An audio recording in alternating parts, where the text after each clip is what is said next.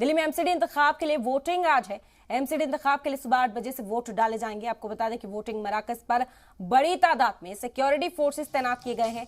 250 ward में होने वाले इंतखाब के लिए इलेक्शन कमीशन ने 13,665 वोटिंग सेंटर्स बनाए हैं। इंतखाबी मैदान में है कुल 1,300। आपको बता दें कि 49 उम्मीदवार हैं और दिल्ली में एमसीडी इंतखाब के सबब आज दिल्ली में सभी बाजार बंद रहेंगे।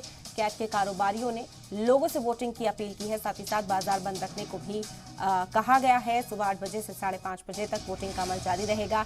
7 दिसंबर को रिजल्ट आएगा। तो ये हम अपडेट इस वक्त आप तक पहुंचा रहे हैं। दिल्ली में एमसीडी इंतखाब के लिए आज वोटिंग है। वोटिंग सुबह 8 बजे से शुरू होगी और वोटिंग मराकज पर बड़ी तादाद में सिक्योरिटी फोर्सेज तैनात की गई हैं। आपको बता दें कि दिल्ली पुलिस तो तैनात है ही, साथ ही जो इजाफी फोर्सेज हैं 108 टुकड़ियां इजाफी फोर्सेज की दिल्ली में तैनात की गई हैं। वहीं जो हसास इलाके हैं वहां पर ड्रोन से नजर भी रखी जाएगी।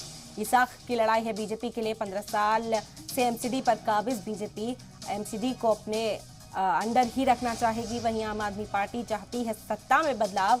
एमसीडी पर काबिज होने के लिए पूरी ताकत यहां पर झोंकी हुई है। बता दें कि एमसीडी इंतखाब बेहद दिलचस्प इस वक्त दिल्ली में नजर आए। हदबंदी के बाद कई तरह के तनाजे भी उठे, लेकिन आखिरकार एमसीडी इंतखाब और वो दिन जब वोट डालेंगे लोग। वोटिंग मराकज पर बड़ी तादाद में सिक्योरिटी फोर्सेस तैनात की गई हैं। बता दें कि 250 वार्ड में होने वाले इंतखाबात के लिए इलेक्शन कमीशन ने 13,665 वोटिंग सेंटर्स बनाए हैं।